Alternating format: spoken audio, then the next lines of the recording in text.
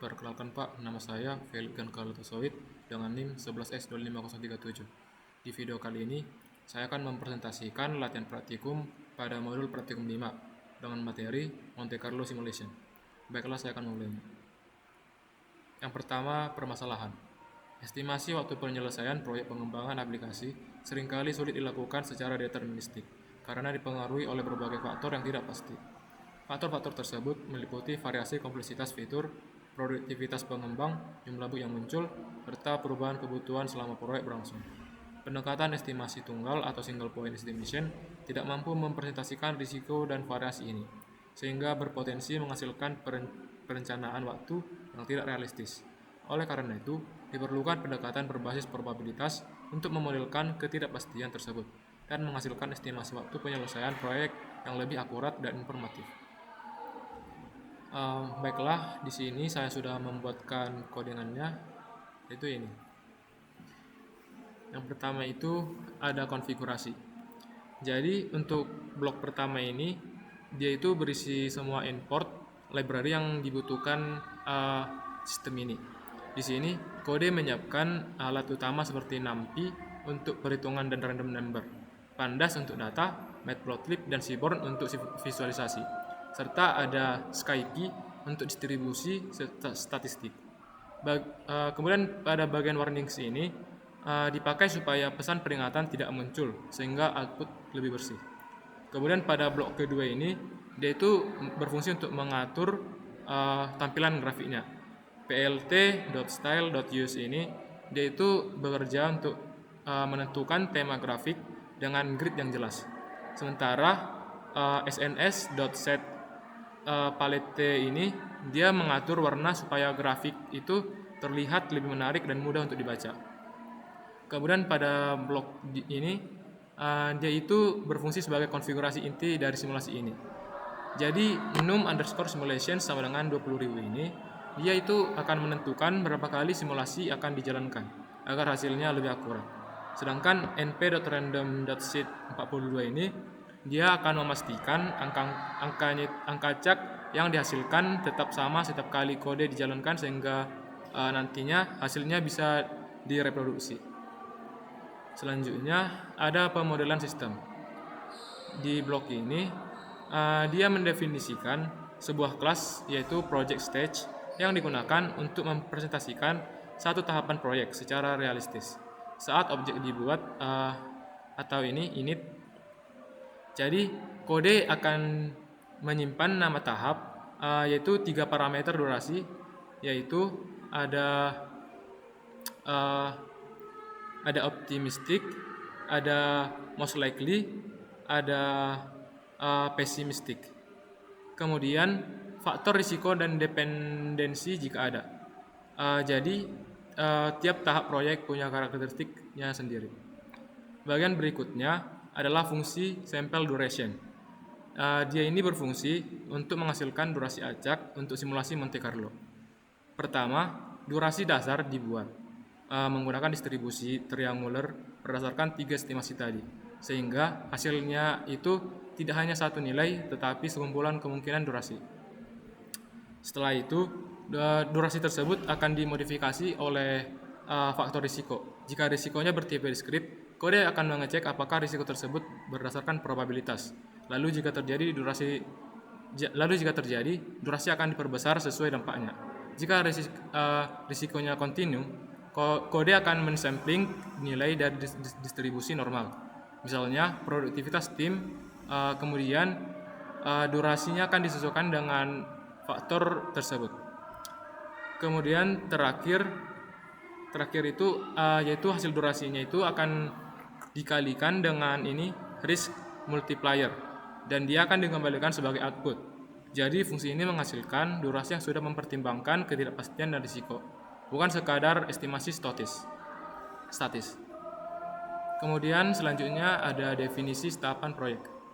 Ya, di blok ini dia itu berisi definisi seluruh tahapan proyek dalam bentuk konfigurasi menggunakan dictionary, yaitu ini project menggunakan project stage config. Jadi setiap key akan mempresentasikan satu tahap proyek dan value-nya berisi sebuah detail bagaimana tahap itu dimodelkan di dalam simulasi. Jadi untuk setiap tahap ada dia yang namanya base params, yang dia itu berisikan 3 buah estimasi durasi, yaitu ada optimistic, most likely, dan pessimistic. Jadi ini nantinya akan dipakai untuk menghasilkan durasi dasar menggunakan distribusi triangular. Jadi untuk setiap tahap ini punya rentang waktu yang realistis. Selain itu juga di sini ada namanya risk factor, yaitu faktor-faktor yang bisa mempengaruhi durasi. Risiko bisa terjadi seperti bertipe diskrit atau kejadian tertentu seperti perubahan requirement atau bug kritikal dengan probabilitas tertentu, atau continuous variabel seperti produktivitas ataupun seperti kompleksitas yang berubah-ubah secara halus. Jadi masing-masing risiko tadi punya parameter sendiri seperti probability, impact, mean, dan seterusnya. Di sini juga tahap-tahapnya itu juga memiliki dependencies yang menunjukkan bahwa tahap tersebut bergantung pada tahap sebelumnya. Ini penting untuk menggambarkan alur dari proyek yang tidak bisa berdiri sendiri. Misalnya implementasi baru bisa dimulai setelah desain selesai. Intinya di dalam blok ini itu adalah sebuah blueprint dari proyek ini, yaitu dia akan mendefinisikan struktur tahapan, durasi dasar, serta semua ketidakpastian atau risiko yang akan dipakai di dalam simulasi Monte Carlo ini. Kemudian di blok selanjutnya ada simulator Monte Carlo. Jadi di blok ini dia mendefinisikan sebuah kelas yang diberi nama Monte Carlo Project Simulation. Kelas ini berfungsi sebagai mesin utama untuk menjalankan simulasi Monte Carlo pada seluruh proyek. Kemudian pada bagian init ini digunakan untuk menyimpan konfigurasi tahapan, jumlah simulasi, serta menyiapkan tempat penyimpanan hasil. Di sini juga langsung dipanggil initialis _ stage buka tutup kurung, yang digunakan untuk mengubah konfigurasi menjadi sebuah objek project stage. Kemudian ada fungsi initialis stage. Dia ini bertugas untuk membuat objek untuk setiap tahapan proyek berdasarkan konfigurasi sebelumnya. Jadi dari dictionary yang tadi diubah menjadi sebuah objek yang punya perilaku seperti sampling durasi, punya risiko, dan lain-lain. Kemudian ada fungsi run simulations. Jadi ini tuh berfungsi sebagai inti dari simulasi ini. Pertama, dibuatkan sebuah data frame ini. Dia ini akan menampung hasil. Lalu setiap tahapan akan dijalankan sample duration di sini, sample duration untuk menghasilkan durasi acak. Setelah itu dihitung hubungan dependensi antar tahapan dengan menentukan waktu mulai dan selesai tiap tahap. Dari situ didapatkan total durasi proyek untuk setiap iterasi. Hasil akhirnya adalah kumpulan dari ribuan kemungkinan durasi proyek beserta detail dari tiap tahapnya. Kemudian di sini ada calculate critical path probability. Dia ini digunakan untuk menganalisis seberapa sering suatu tahapan berada di jalur kritis. Caranya dengan melihat apakah keterlambatan tahap tersebut mempengaruhi total durasi proyek. Lalu dia akan dihitung probabilitasnya. Selanjutnya korelasinya dengan total durasi dan rata-rata durasinya. Kemudian ada fungsi analyze risk contribution. Dia ini digunakan untuk melihat kontribusi dari masing-masing tahapan terhadap variasi total durasi proyek. Di sini dihitung varians setiap tahap, kemudian covariance-nya dengan total durasi, lalu ditentukan persentase kontribusinya. Ini tuh dia akan membantu mengetahui tahap mana yang paling berpengaruh terhadap risiko keseluruhan proyek. Jadi inti dari blok ini tuh adalah engine, simulation, dan analisis. yang tidak hanya menjalankan Monte Carlo, tapi juga mengevaluasi hasilnya dari sisi kritikal, path, dan kontribusi risikonya. Untuk blok selanjutnya ada menjalankan fungsi. Jadi blok ini tuh digunakan untuk menjalankan simulasi yang sudah didefinisikan sebelumnya. Di sini dia itu pertama dibuatkan sebuah objek simulator dari kelas Monte Carlo Project Simulation dengan memasukkan konfigurasi tahapan proyek, yaitu project stage config, dan jumlah iterasi yaitu num simulations. Jadi ini berarti bahwa kita sedang menyiapkan mesin simulasi dengan semua aturan dan parameter yang sudah dibuat di bagian sebelumnya. Setelah itu, simulator run ini akan dipanggil untuk benar-benar menjalankan proses Monte Carlo tadi. Jadi di dalamnya akan dilakukan sampling durasi, perhitungan dependensi, sampai menghasilkan total durasi proyek untuk setiap iterasi. Kemudian terakhir dia akan menampilkan result atau hasil. Isinya adalah data dari frame yang berisi hasil simulasi lengkap, seperti durasi tiap tahap, waktu mulai dan selesai, serta total durasi proyek untuk ribuan skenario yang sudah disimulasikan tadi. Seperti ini contohnya. Kemudian selanjutnya visualisasi. Blok awal membuat sebuah figur dengan 4 subplot, yaitu 2x2, dan memberi judul utama. Kemudian jadi ini itu akan dia menjadi kanvas untuk semua visualisasi hasil simulasi. Di bagian berikutnya dia membuat sebuah histogram distribusi total durasi proyek. Di sini dia menampilkan sebaran kemungkinan durasi, lalu ditambahkan garis min dan median, serta area confidence interval yaitu 80% dan 95%.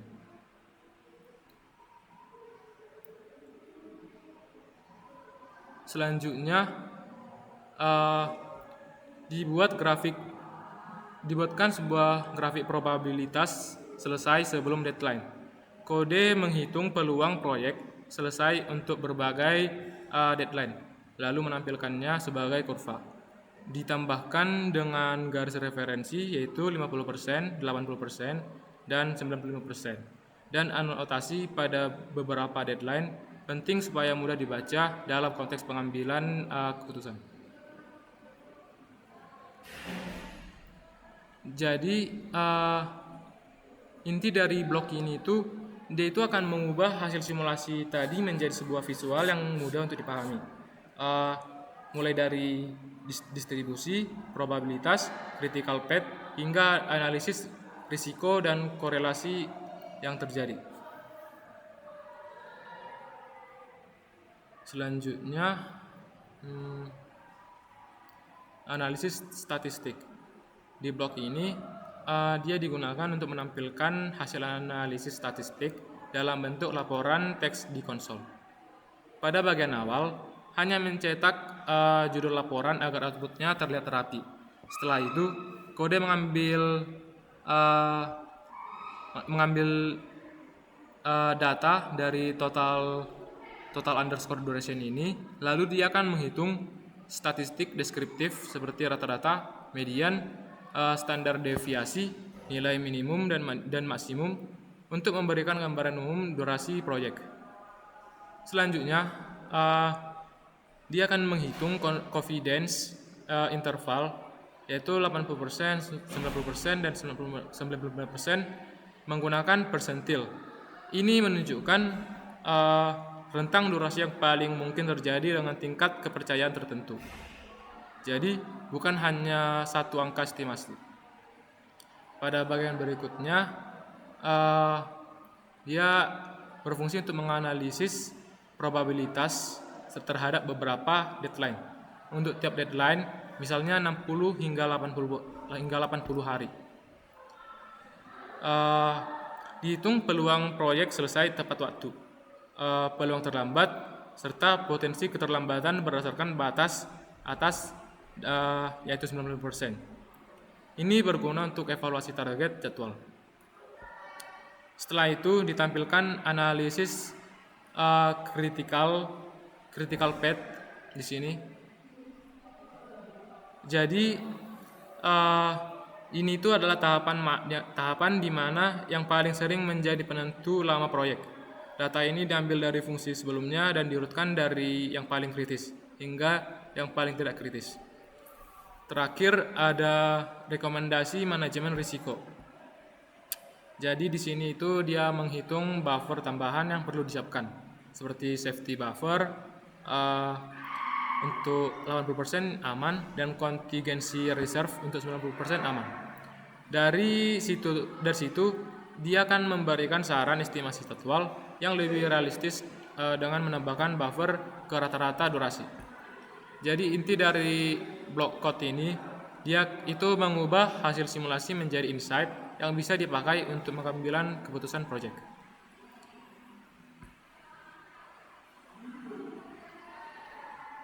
Kemudian selanjutnya ada analisis sensitivitas. Bagian ini itu intinya dia melakukan analisis sensitivitas untuk melihat seberapa besar dampak penambahan resource atau orang terhadap durasi proyek, biaya, dan peluang selesainya tepat waktu proyek ini. Yang pertama itu program membuat sebuah kelas yang diberi nama Resource Optimization Analyzer. Dia ini mensimulasikan skenario seperti menambah developer, tester, atau DevOps di tahap tertentu. Lalu dihitung perubahan durasi proyek, pengurangan variasi atau lebih stabil, serta dampak finansial seperti biaya tambahan, penghematan, dan ROI. Setelah itu beberapa skenario tadi dia akan dibandingkan untuk mencari mana yang paling efektif, baik dari sisi mempercepat proyek maupun keuntungan biaya. Hasilnya juga akan divisualisasikan dalam bentuk grafik agar mudah untuk dilihat.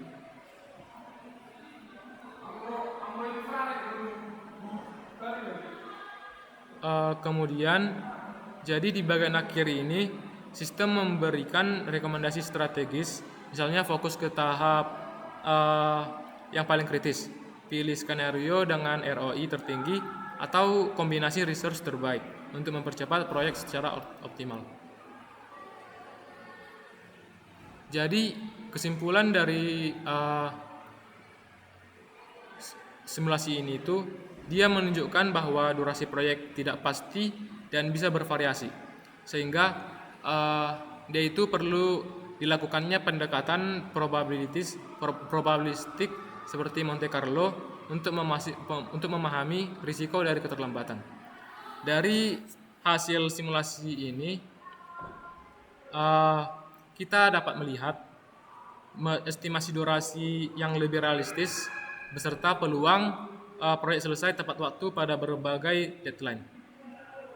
Jadi untuk analitik statistik itu dia membantu menentukan buffer waktu yang paling aman, sedangkan analisis critical path dia menunjukkan tahapan mana yang paling berpengaruh terhadap keterlambatan. Melalui analisis sensitivitas tadi terlihat bahwa penambahan resource pada tahap tertentu memang bisa mempercepat proyek, tapi tidak selalu efisien secara biaya, dan karena itu keputusan terbaik adalah menambah resource secara selektif pada tahapan kritis dengan mempertimbangkan ROI sehingga proyek bisa lebih cepat selesai tanpa pemborosan biaya. Sekarang kita akan mencoba untuk menjalankan simulasi ini.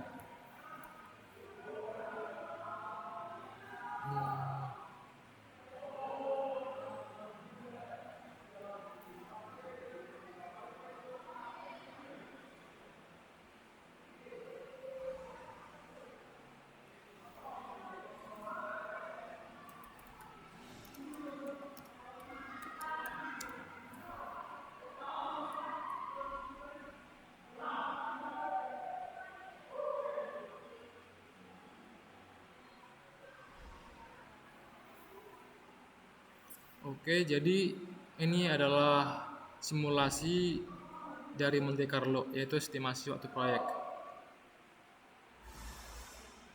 Di sini kita run. Oke, simulasi selesai dengan 20.000 iterasi berhasil dijalankan. Berarti dia menjalankan 20.000 kemungkinan.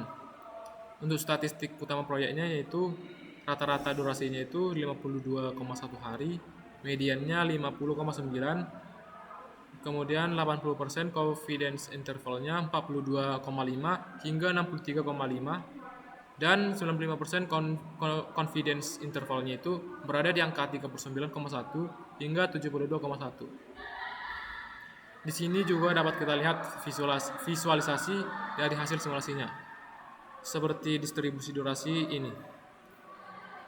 Kemudian ada probabilitas penyelesaian. Di sini dia menampilkan kurva dari probabilitas penyelesaian proyek. Kemudian ada analisis tahapan. Di sini kita dapat melihat tahapan mana yang paling kritis. Kemudian kita dapat melihat analisis risiko. Di sini kita dapat melihat kontribusi risiko per tahapan. Di sini juga kita dapat melihat analisis statistik lengkap seperti analisis kebutuhan, desain arsitektur, implementasi front end, back end, dan seterusnya. Kemudian ada juga analisis deadline dan rekomendasi. Oke, jadi cukup sekian hasil presentasi saya. Jika ada kesalahan kata mohon dimaafkan. Terima kasih.